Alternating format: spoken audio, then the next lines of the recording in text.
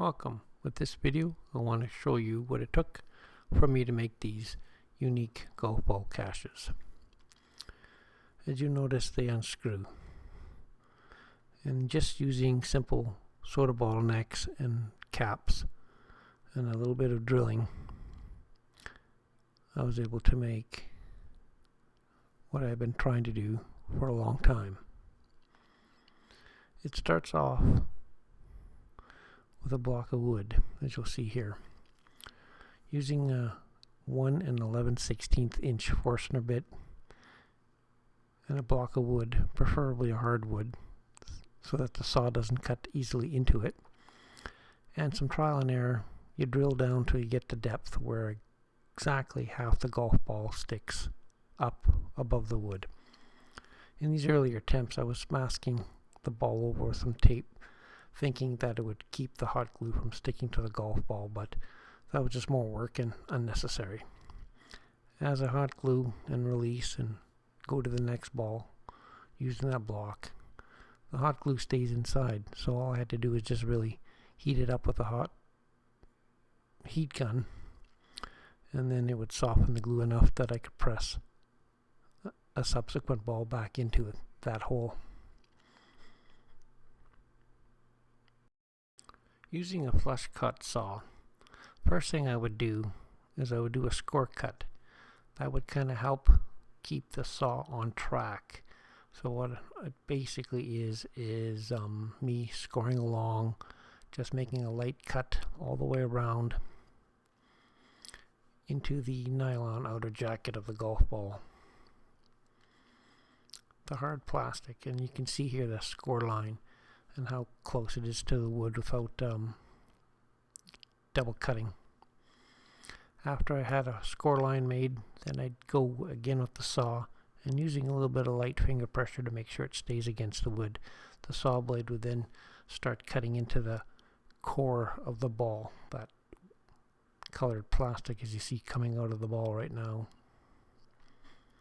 I would slowly do a perimeter cut, and then once I had the perimeter cut and using a little bit of wax lubricant, I'd start sawing into the ball.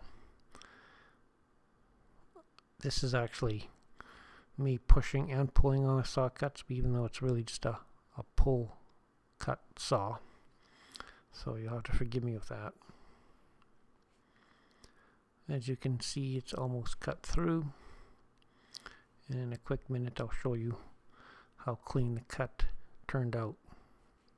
Take your time, go slowly around in a circular pattern, and that way you're not going to double cut as you come through. So it's nice and flush to the wood. And I'm just showing you how flat that cut turned out on the profile.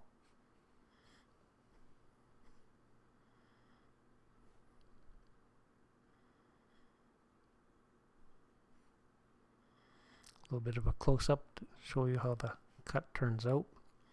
Even though it's a little bit rough in the middle, it's not a bit important. The drilling will take out that. I made a little disc of plastic with a hole right in the middle, so it was easier for me to find the center. Being as best to center when you drill will help a lot in keeping the two halves looking nice when you screw them together. I would drill a small pilot hole because it seems to help the Forstner bit center out a little bit better. Now on these halves, I'm drilling for the bottle cap side, and that happens to be a 1 3/16 inch diameter Forstner bit. And I would drill down 12 millimeters from the edge of the ball cut.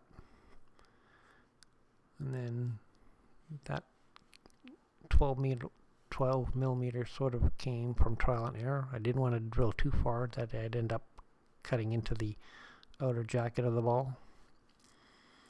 And as you can see, when you cut many balls, you get a nice variety of color shavings. And I'm just showing you here that I use the calipers to check my depth, make sure I'm 12 millimeters. 12 millimeters seems to be the right width that the bottle cap happens to be as well. And yes, I will go with metric because it's just easier. No fractions to deal with. And as you also notice, I've got a block of wood that's sort of got multiple holes, so I can do an assembly line production.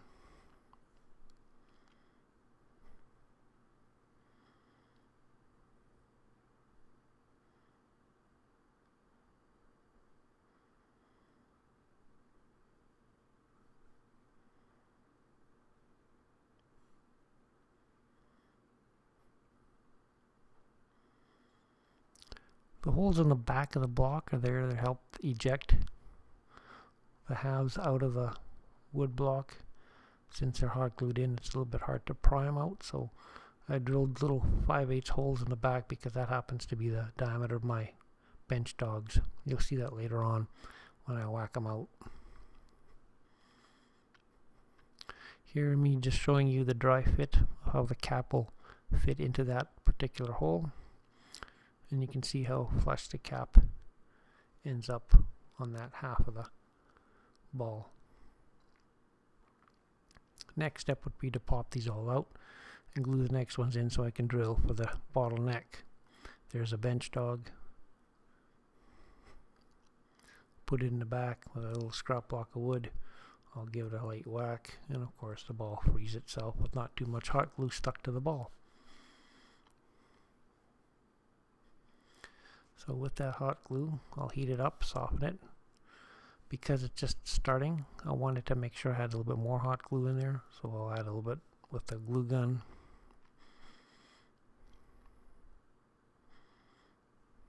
And then press the ball in. Now these balls are slightly not in center of a cut, like they're not equally halved, so they sit a little bit lower, so I just kind of felt around the edge just to make sure that it was not sitting unscrewed. With the second half of the ball, I'm using a 1 7/16 diameter Forstner bit, just trying to get it centered because there's not a lot of leftover room. I want to create a little shallow recess to allow for glue squeeze out. That way it'll stay in the recess and not end up sticking to the other half of the ball when assembled after gluing up. So it's only maybe 2.5 millimeters deep. The next bit in is a 1 1/16 Forstner bit, and then following along down for a total length depth of 12 millimeters from the edge of the ball. Just showing you that it's reasonably center. Sometimes they're not perfect, and you'll see later on how that affects your assembly. So once you get 12 millimeters, and you can see me adjusting from the edge of the cut down for a total at that depth. If you go too far, you'll start cutting into the jacket of the golf ball.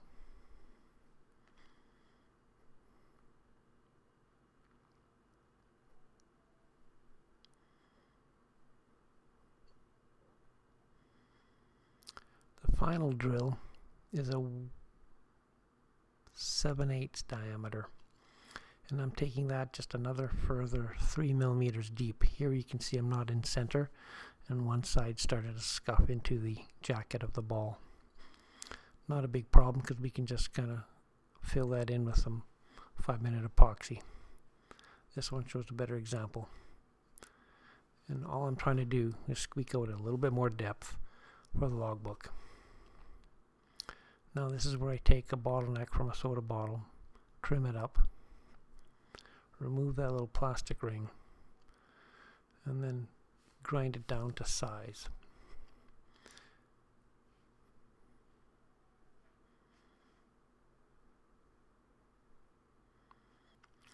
After removing the ring, I put the lid on and I screw it down nice and tight because you want to have this thing glued in the tightest position possible. Sanding the bottle cap nice and rough. You get better glue bonding if you sanded your surfaces. Now that little ridge around the neck, we have to get rid of that.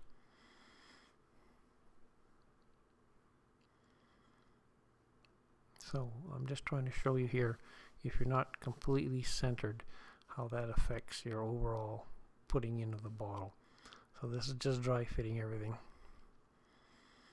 You can see that that lid fits in almost flush, which is good because if it sticks out it gets in the way.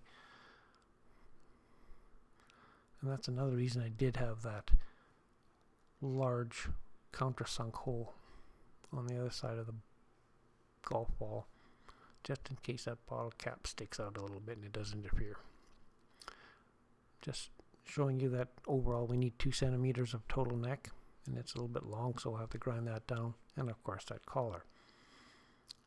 Here you can see why we have to shut down or get rid of that collar so we can get the ball to go down a little bit deeper. If I was just to drill a hole that diameter of the collar, I'd be worried that I'm going to start cutting into the jacket, trying to get the depth.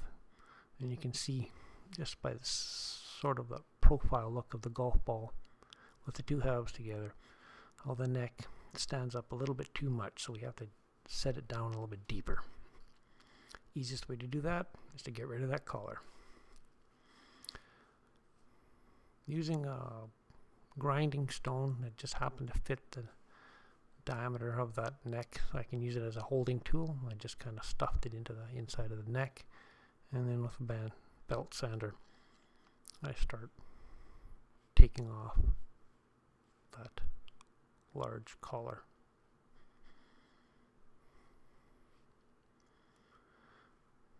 Once I get that down to flush, then I'll of course belt sand all the way around, and of course that does my roughed up surface for the glue bond.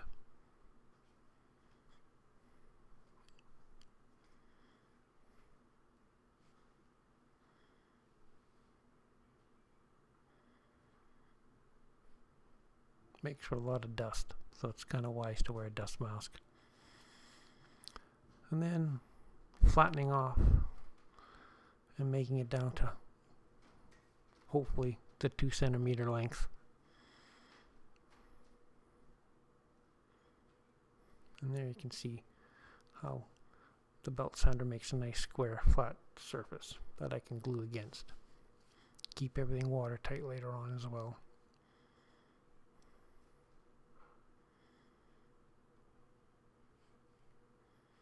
Quick deburring with a knife gets rid of all that excess melted plastic. Clean up the edge. And I'm just showing you here that so in this example the neck is still a little bit too long, and you can see there's a little bit of a ridge still standing high. That's that secondary smaller ridge that meets up with the edge of the cap. So we have to get that sitting all the way down. And a little bit of an inside view right here where you can see I've cut too far, but you can see how the bottleneck doesn't quite match up with that inner shoulder that I created with a 1 1/16 inch bit. We're going to glue that side and all the rim before we put it in, just a dry fit. And this is where I'll show you how, if it's not centered, it doesn't meet up perfect. So I have the ball put together, hoping that I could line up the trademark logo and lettering with the 2 halves, but it doesn't line up because it's not perfectly centered with the holes.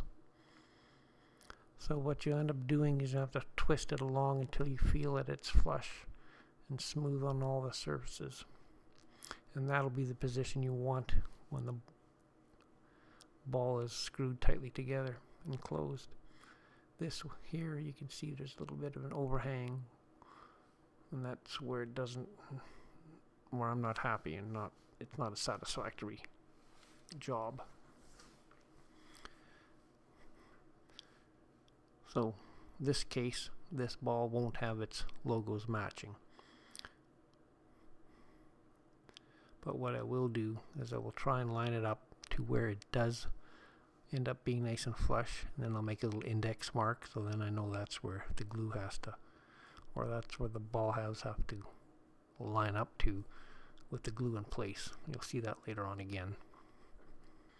With this ball, you can also see how the cut with the saw didn't create a perfect flat line.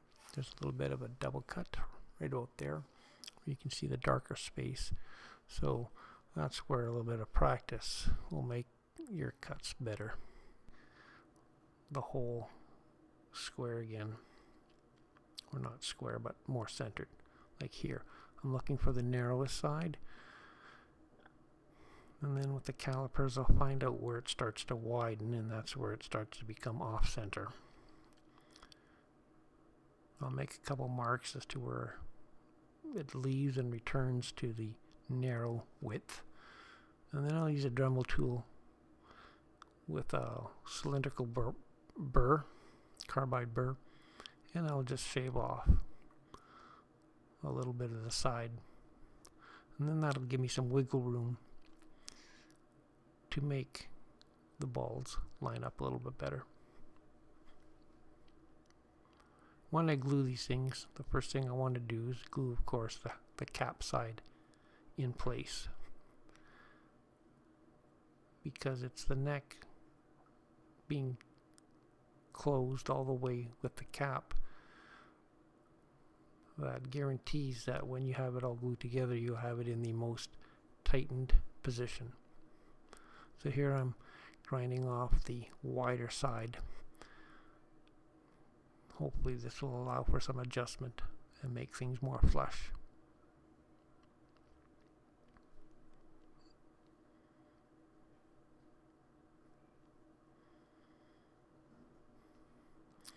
Now, to keep the glue from sticking with the two halves, I take some duct tape and I trim it off the outside, and I trim it off on the inside.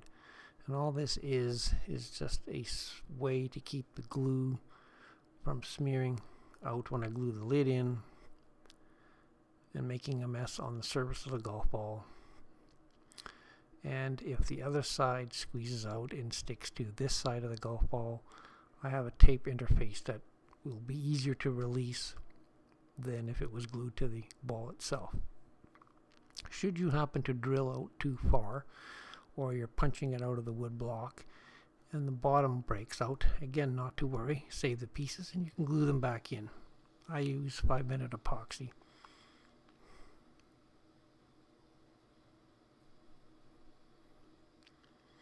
Press down to make sure everything's a good fit. Of course, there's glue on the entire bottom and around the edge. So here you can see I've glued up the top of the cap, and now I'm gluing up the sides. I don't want to smear glue all the way up to the edge of the cap, because as we push it in, that glue is going to smear outwards. So we'll give it a little bit of room to smear into the uncovered areas of the bottle cap. So I'll press it in, give it a good push down, make sure all the glue is squeezed out and you don't have any trapped air. Then with another skewer, I will wipe off the excess glue that squeezes out so that we don't have to deal with problems when two halves meet together. One other little thing I'll do is I'll take 99% isopropyl alcohol. It works really good as a solvent to wash away epoxy glue, even urethane glues. So I'm just wiping everything nice and clean.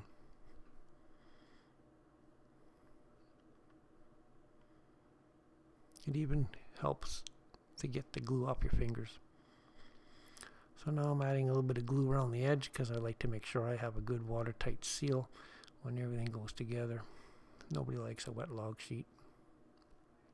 I'm going to be really generous now putting on the glue because I want to make sure that the glue will give us a water seal. Remember, we dremeled out a little bit of the side, so it's not a quite perfect fit. So generous amount of glue will pick up the void that was created from the grinding as we push and shove to align everything together. And that's why I have that recessed outer cut.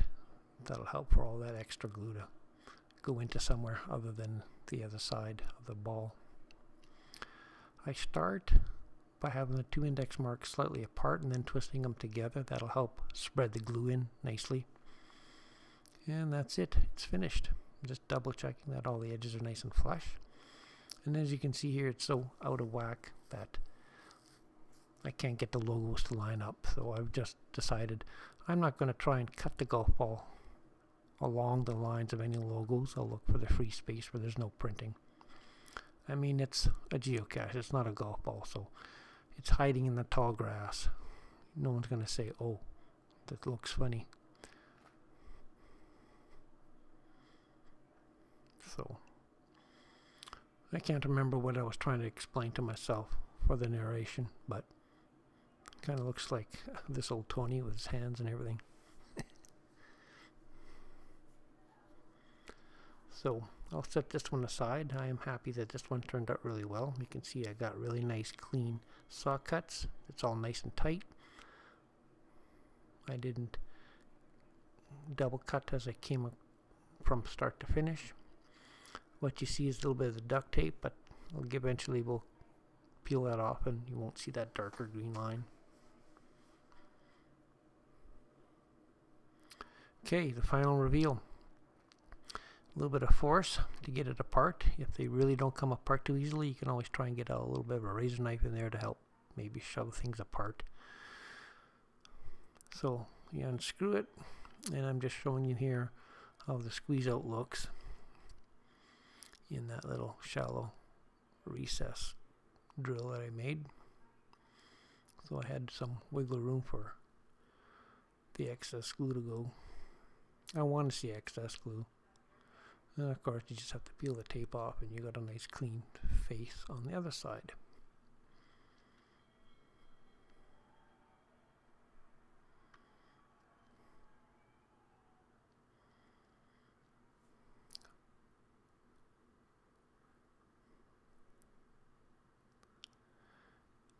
If they're not 100% centered, as you see here, you can see how, I don't know what you want to call it, oblong, how off the center it is. But because I've positioned the final closed point to be all aligned, it doesn't really matter that it looks askew as you're screwing it together. The end result is when it's tight and closed, it looks like a decent golf ball. So yeah, that one wasn't the best, but I mean, maybe you need to drill a little bit more carefully to get center. Maybe you just have to do some Dremel work to get things to line up better. But hey, these little creations I thought are also good to use if you want to make a rolling creative cache or a gadget cache where you need to have the container being a rolling container. So here's a good solution to that, since I have not found those round spherical bison tubes anymore.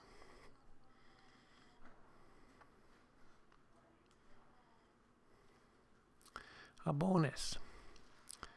Now what I've been doing, you know, you use your epoxy glue, and then when you've got everything glued up, you seem to have a little bit of residual glue left over. What do? You just let it glue, cure up on the plate and then throw it away. But no, because I make a whole bunch of other fancy little pipe containers, what I'm doing is I'm taking all the leftover glue that hasn't cured yet, and it's sort of like a little bit more than I made or needed.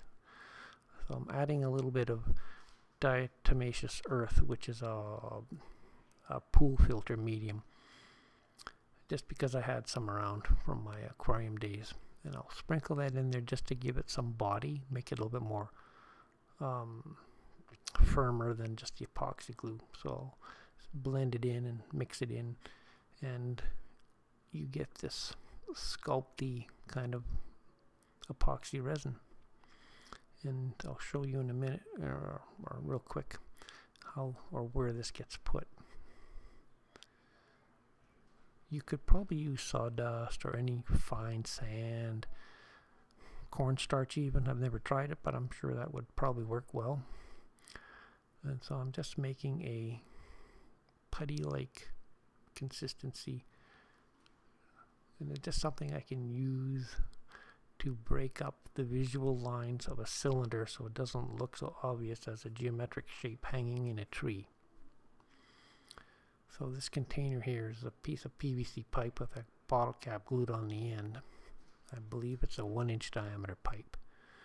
And I make these little embellishments, same way you see here. So what I've done is I've dipped my fingers in the iso-alcohol because it seems like the sticky putty glue doesn't stick to wetted fingers. So now I can pinch it into a shape that I would want. And then let that harden, and I have a little bit more of an embellishment. Once I've got this piece of pipe all decorated, I will coat it with glue or resin and then roll it in sawdust or coffee ground or sand or something to make it look more of a natural color than plastic pipe, gray. And that's what I got. I'll probably make a video how I create these sometime in the future. So if you watch till the end, you got a little bit of a bonus feature of what I also make. And thank you again for watching.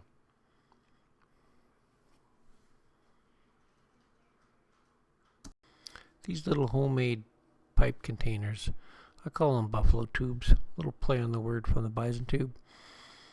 I make them from various sizes, from 1/2-inch pipe all the way up to 1.25-inch pipe. I've even modified some of these to become logs where one pipe fits into another. If you're really curious about seeing these things, hopefully we'll meet you at the Geocache, or pardon me, the Woodstock, Geowoodstock in Abbotsford. I'm going to have a craft table. If it doesn't happen in 2021, hopefully it'll happen in 2022. Until then, cash on.